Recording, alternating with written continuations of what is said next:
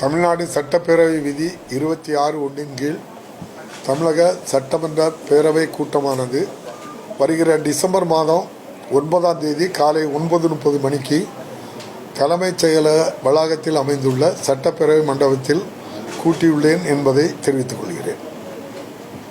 நன்றி, வணக்கம். அது அலுவல் ஆய்வுக்குழு கூடி முடிவெடுக்கும்.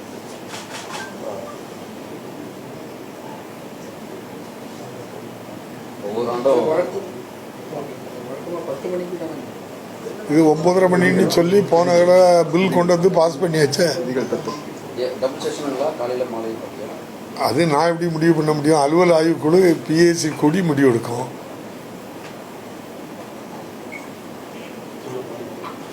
சரிதானே? 100 நாட்கள் ஒரு ஆண்டுல சட்டப்பேரவை கூடும். இந்த ஆண்டுகள் எத்தனை முறை வந்திருக்கு? ஆண்டு முடிய போகுது. கணக்கு உங்கள்கிட்ட இருக்குல்ல? அது நம்ம அலுவல் ஆய்வுக்குழு கூடி பேசி முடிவெடுக்கிற நாள் தான் நடத்த முடியுமே தவிர என் விருப்பத்துக்கு நான் 100 நாள் வைக்க போறேன்னு நான் சொல்ல முடியாது. அலுவல் ஆய்வுக்குழு தான் கூடி முடிவெடுத்து இந்த சபையை எவ்வளவு நாள் நடத்தணும்னு சொல்லுவோம். அலுவல் ஆய்வுக்குழுல எல்லா கட்சி உறுப்பினர்களும் இருக்காங்க. நன்றி. அவை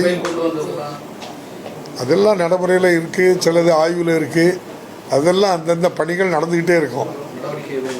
நடவடிக்கைகள் தேவையான இடங்கள்ல தேவையான நடவடிக்கை எடுக்கும்.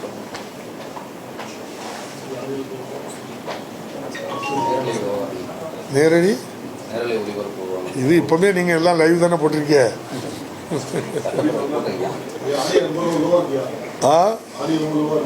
சட்டமன்றமும் நீங்க எல்லாமே லைவ்ல தான் ஓடிட்டு இருக்கு. சட்டமன்றம் படிப்படியாட்டு முழுமையாட்டு சட்டமன்ற கூட்டத்தொடர் முழுமையாக லைவ் பண்ணுறதுக்கு வேண்டிய நடவடிக்கைகள் எடுக்கப்பட்டு வருகிறது.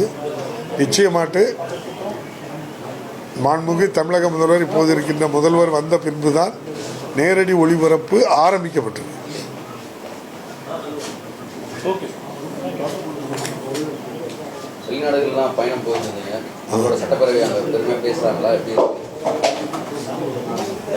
வெளிநாடு வந்து உலக அளவில் நடைபெறுகின்ற அது ஒரு பார்லிமெண்ட், காமன்வெல்த் பார்லிமெண்ட் அசோசியேஷனுடைய கூட்டம். அதுகளில் இந்த ஆண்டு ஆர்டிஃபிஷியல் இன்டெலிஜென்ஸை பற்றி நமக்கும் பேசுகிற ஒரு வாய்ப்பு கிடைச்சிது. இது ஆர்டிஃபிஷியல் இன்டெலிஜென்ஸை பொறுத்தளவில் உங்களுக்கு உலக அளவில் தமிழ்நாடு முதலிடத்தில் தான் இருந்துருக்கு.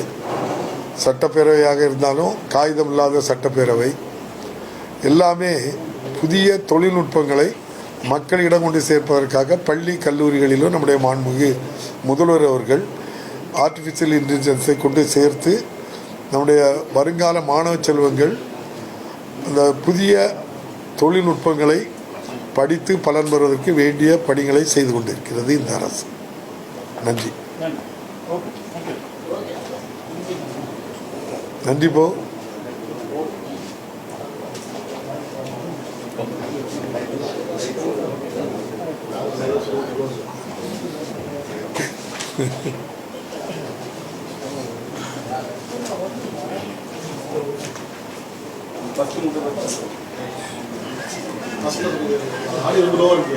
என்ன தம்பி எல்லோருக்கா சொல்லணுமா?